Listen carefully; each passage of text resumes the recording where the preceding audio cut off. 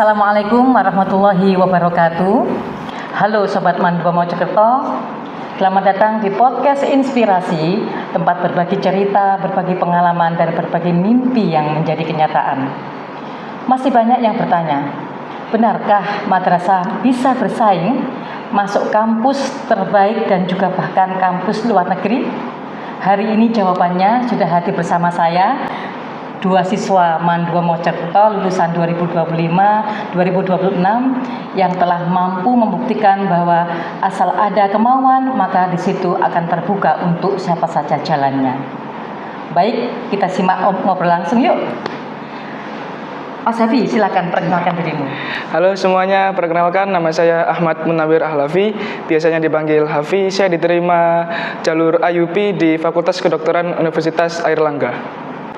Halo, perkenalkan saya Muhammad Asmiseno Aji, biasa dipanggil Aska. Saya diterima di jurusan farmasi setelah menerima 3 letter of acceptance dari Univ Internasional. Saya juga sebelumnya kelas 12A4, kelas reguler di Mandua Mojokerto. Ya, jadi bisa dilihat ya lulusan kami 2025 ternyata bisa membuktikan mimpinya dan hari ini mereka berbagi cerita. Ngomong-ngomong nih soal masalah mengawali mimpi ya. Mulai kapan Hafi pengen jadi dokter? Kalau mulai jadi dokter, saya mulai minat itu pada saat kelas 11. Awalnya saya itu nggak berminat masuk kedokteran, tapi saya berminat untuk masuk ke arsitektur di ITB. Dari SMP itu saya udah berminat masuk arsitektur, saya mempersiapkan segala macam lomba, dari lomba desain, lomba arsitek dan lain-lain di skala universitas. Lalu impian saya tadi itu goyah saat kelas 11 mengikuti Matchpin di FK UNER. Jadi saya kayak merasa ada panggilan gitu loh Bu. Dari tiba-tiba ada yang bisiki saya, oh ini hidayah. Iya, jalur yang harus saya pilih gitu, iya. Gitu. Seperti itu. Ada peran keluarga juga ya untuk mendukung mimpi kamu ya? Ada ya. Jadi pada saat persiapan Matchpin itu ayah saya mengajari saya materi-materi kedokteran seperti itu. Berarti ayah juga dunia medis juga. Iya, dunia medis. Kalau Mas Aska gimana? Kalau saya punya mimpi kuliah ke luar negeri itu sebenarnya dari kecil. Tapi kalau jurusan farmasi ini saya bangun dari keresahan dan kelelahan selama saya riset di Mandua Mojokerto ini. Jadi selama saya mengeksekusi riset bersama Bapak Ibu pembimbing dan teman-teman tim riset, saya di situ merasa kayak, wah Indonesia ini kayak alam banget, cuman kita susah memanfaatkan teknologinya. Nah dari situ saya memiliki plan untuk membawa riset saya ke luar negeri dan membawa ilmu saya kembali ke Indonesia, membawa dampak. Ya, berarti itu bermula ketika Mas Aska ini aktif di riset ya, ketika di Mandua Mojokerto, yang mana MAN ini juga terkenal dengan madrasah risetnya kan gitu, sehingga di situ muncul keresahan dan pada akhirnya dari beberapa jurusan yang diterima di luar negeri itu kamu milih jurusan farmasi yang ada di Cina, begitu ya. Nah luar biasa keren. Nah ngomong-ngomong nih, pernah nggak kalian tuh merasa kayak pernah minder gitu ya, minder untuk bisa memperjuangkan atau mengejar mimpi itu? Ada nggak perasaan, pernah nggak punya perasaan seperti itu? Ya, bisa nggak ya saya, nggak kayak gitu ya, bisa nggak ya? Pasti ya, semua orang kalau mengejar mimpi pasti pernah mengalami itu Bu. Itu saya alami pada saat saya 2 bulan di Malang les untuk persiapan UTBK. Karena lesnya itu kebanyakan 70% murid di tempat lesan itu memilih fakultas kedokteran. Jadi kayak saya tahu saingan saya itu semuanya pinter-pinter. Jadi saya merasa minder gitu. Oh, saya bisa nggak ya melewati semua ini seperti itu. Ya. Terus apa yang membuat kamu tetap mengejar mimpi itu? Mungkin ya motivasi dari orang tua, terus motivasi dari teman-teman saya juga. Lalu saya bisa tanamkan bahwa pada diri saya bisa, satu kata aja itu bisa, saya bisa melewati semuanya Bu. Bismillah bisa. Iya. Ya. Gitu. Saya sendiri kan ini banyak pilihan nih, pasti bingung pilih yang mana gitu ya. dari situ kamu sebagai anak madrasah mau ke luar negeri, ya paling nggak ada nggak rasa-rasa minder untuk menjadi statusmu yang nantinya itu menjadi mahasiswa di luar negeri itu, ada nggak perasaan seperti itu? Pastinya ada, karena saya juga sendiri kan bersaing sama sekolah-sekolah favorit lainnya. Oke. Nah, dari situ saya berusaha gimana nih caranya saya mendobrak di kancah internasional bersama sekolah-sekolah favorit lainnya. Oke, dan itu terbukti ya Masnya Iya, ya. terbukti. Dan yang bisa meyakinkan itu apa kira-kira Mas? Kalau tadi kan Bismillah saya bisa, kalau sampean apa? Sampai banyak loh ini yang diterima ya PTN luar negeri itu dia bisa tembus semuanya dan 2 yang full beasiswa. Nah ya itu yang bikin kamu yakin bahwa kamu bisa itu apa?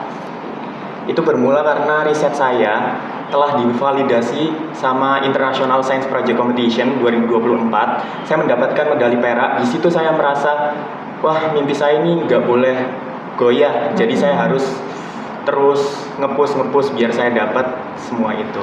Jadi mimpi itu nggak tiba-tiba datang bim salah bim ya. Iya, jadi Pasti ada ada prosesnya. kronologinya yang akhirnya menguatkan kita bahwa kita pantas untuk mendapatkannya, begitu ya. Betul. Wah luar biasa. Jadi intinya ketika kita punya mimpi itu nggak akan terjadi sesaat, tapi pasti ada cerita-cerita di balik itu seperti itu. Nah ngomong-ngomong soal proses perjuangan ini sekarang ya. Kamu mengira ya bahwa kita banyak yang mengira bahwa orang-orang yang lolos kayak gini ini adalah orang-orang yang pintar sejak awal. Betulkah itu? Kalau Afi ini pintar dari awal atau gimana? Enggak. Pintar dari awal tuh kayak gini contohnya ya. Kamu ini termasuk ranking the best 5 di kelas, kemudian kutu buku apa gitu ya. Iya. Kalau Afi gini gimana ceritanya? Kan pada saat kelas 10 itu saya di kelas reguler, lalu karena saya impian saya tinggi, saya ingin masuk ke kelas unggulan, jadi saya terus meningkatkan nilai sekolah saya seperti itu. Iya. Berarti awalnya itu kayak nggak ada niat gitu ya. Begitu niat itu muncul, dia harus punya plan. Dari kelas reguler menjadi kelas unggulan. Yang mana Iya. kalau kelas unggulan mungkin atmosfernya itu ini ya sangat luar biasa untuk kompetitif gitu ya Mas Iya, ya. betul. Oh seperti itu. Kalau Mas Azza sendiri gimana?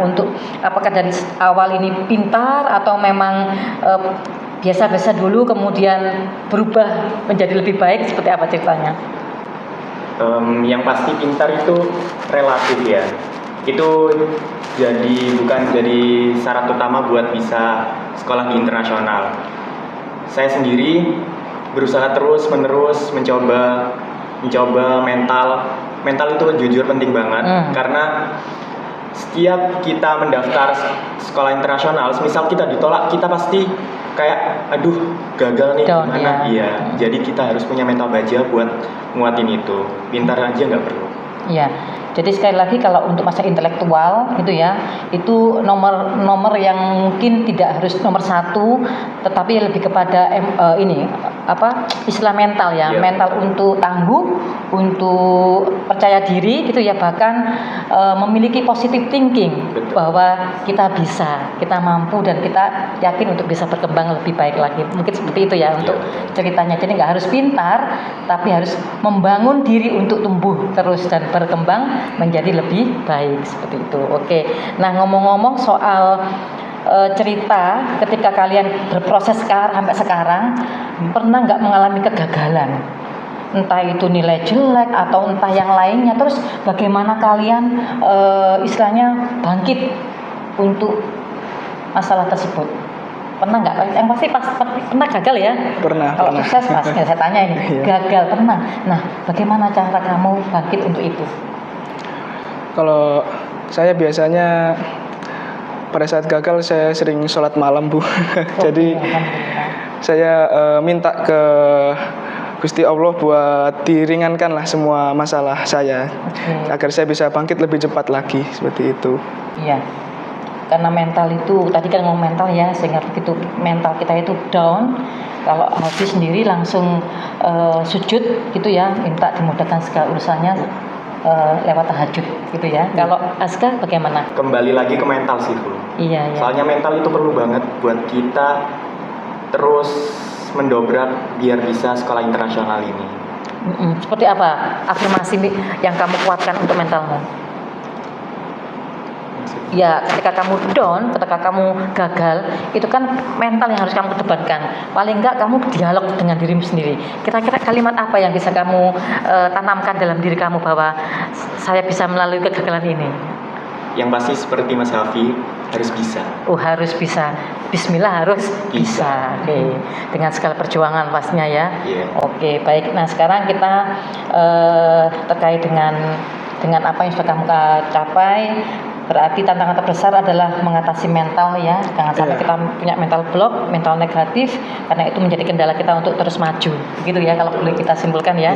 Nah, ngomong-ngomong soal kalian sebagai alumni MAN ya, peran MAN 2 Mojokerto sejauh ini menurut kalian yang paling membantu? Saya yakin kalau ngomong soal item-item mungkin terlalu ini ya, banyak. Kamu bisa cerita MAN 2 Mojokerto ini yang paling membantu kamu untuk tumbuh hingga sekarang ini apa? Mungkin karena saya di kelas unggulan, jadi saya mendapatkan persaingan yang kompetitif. Jadinya itu yang membuat saya nggak mau kalah bersaing lah dibanding anak-anak yang lainnya. Adanya budaya belajar, budaya yang baik dalam lingkungan itu, sehingga MAN 2 Mojokerto mampu mencetak siswa-siswanya juga untuk memiliki budaya baik itu. Seperti itu ya Mas ya. Itu yang saya merasakan ya waktu di kelas unggulan. Jadi kayak sesudah lulus tuh kita memiliki mental untuk berani bersaing dengan anak-anak lainnya seperti itu. Siap berkompetisi. Azka ini dari unggulan juga? Bukan. Bukan. Kalau Azka ini dari kelas reguler. Nah, ngomong soal MAN 2 Mojokerto yang paling membantu kamu bisa tumbuh hingga sekarang apa? Menurut saya di risetnya sih Bu, karena di riset itu kita dibantu banget sama guru pembimbing sampai kita bisa berkompetisi di internasional. Siap. Jadi MAN 2 ini punya ekstra yang banyak sekali, ada 24 ekstra, di antaranya ada riset ya. Dan riset ini menjadi salah satu tempat wadah untuk para siswa tumbuh kembang menjadi pribadi-pribadi yang mentalnya kuat, kemudian rasa ingin tahunya besar gitu ya, dan penasaran pastinya ya. Nah, itu yang mungkin perlu diketahui oleh semua masyarakat bahwa MAN 2 Mojokerto memiliki tempat yang layak untuk dipakai para siswanya menjadi pribadi yang lebih baik lagi, dan termasuk diantaranya adalah kalau boleh jujur kelebihan MAN yang mungkin belum diketahui oleh masyarakat itu apa ya Mas? Kalau menurut sampai kelebihan MAN yang belum diketahui oleh masyarakat? Mungkin kalau saya lihat MAN yang sekarang, mungkin yang sangat maju itu risetnya Bu. Saya lihat risetnya tuh udah bisa menyaingi sekolah-sekolah lainnya, yang sekolah-sekolah favorit lainnya seperti itu. Ini ngomong juga riset juga ekstranya? Enggak ya, tapi mengamati dari prestasi-prestasi yang yang dibangun ya. Oke, ternyata kalau Mas juga apa yang belum diketahui masyarakat terkait dengan kelebihan MAN? Kalau mungkin masyarakat lain ngira MAN itu sekolah yang kayak agama banget gitu. Padahal enggak, di situ kita pasti belajar adab, riset, semua agama, ilmu lainnya juga dipelajari bersama-sama. Nah, itu yang akhirnya jangan sampai overthinking ya, bahwa MAN itu mencetak untuk anak-anak yang nanti kuliahnya jurusan agama saja, padahal buktinya kita mampu bersaing sama dengan SMA yang lain. Jadi tidak ada batasan, bahwa justru di MAN malah ada tambahan-tambahan nilai-nilai dan ilmu-ilmu agamanya ya Mas ya. Nah, begitu ceritanya. Baik, terima kasih. Kalau misalnya ini saya lanjutkan, apa yang kalian bangga ya, yang bikin kamu bangga menjadi bagian dari MAN 2 Mojokerto? Mungkin bisa dimulai dari Mas Seno dulu ya. Ya, yang bikin kamu bangga menjadi bagian dari MAN 2 Mojokerto apa? Yang pasti di sini saya itu bertumbuh, disupport terus sama guru-guru.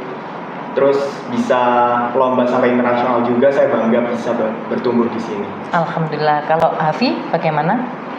Begini, saya bangga adalah di sini saya berawal dari siswa homeschooling pada saat SMP, jadi tidak tahu tentang sekolah negeri apa-apa, terus saya di MAN mencoba untuk beradaptasi lah hingga menjadi seperti ini. Oke, terima kasih. Dan terakhir, Mas ini ya, saya berharap ada satu pesan untuk adik-adik kelasmu sehingga yang nonton podcast kita kali ini bisa menjadikan obrolan kita ini penuh dengan inspirasi dan pastinya bermanfaat gitu ya. Boleh mengajak adik untuk bisa bergabung ke MAN, bisa sampaikan untuk mengajak adik-adik di luar sana pastinya ya. Ya disampaikan aja. Kalau misalnya kita di sini kan masyarakat belum tahu nih kalau MAN ini seperti ini. Maka saya berharap Mas Aska bisa mengajak masyarakat atau paling enggak adik-adik kelasnya yang di luar sana bisa bergabung di MAN. Bisa disampaikan kalimatnya kayak apa?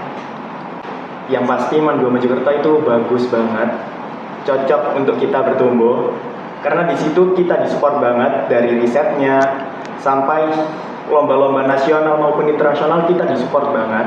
Semuanya kita disupport untuk bertumbuh bersama. Ya, terima kasih. Untuk Mas Hafi, ada kalimat untuk mengajak masyarakat ataupun adik-adik di luar sana biar nanti bisa bergabung di MAN?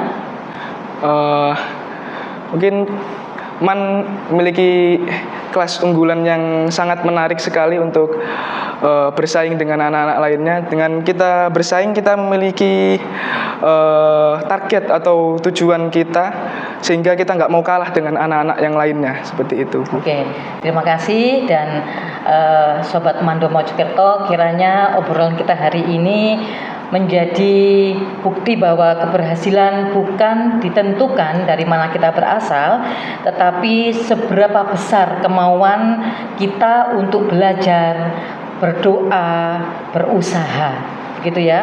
Dan untuk kalian yang masih di luar sana, untuk adik-adik MAN 2 Mojokerto, pastikan podcast ini menjadi penyemangat ya, bahwa kalian pun memiliki kesempatan yang sama untuk meraih cita-cita, untuk menembus kampus impian nantinya. Dan untuk para orang tua, kami memberikan gambaran bahwa MAN 2 Mojokerto berkomitmen untuk mencetak generasi yang berprestasi, berkarakter dan juga mampu bersaing di tingkat nasional maupun internasional.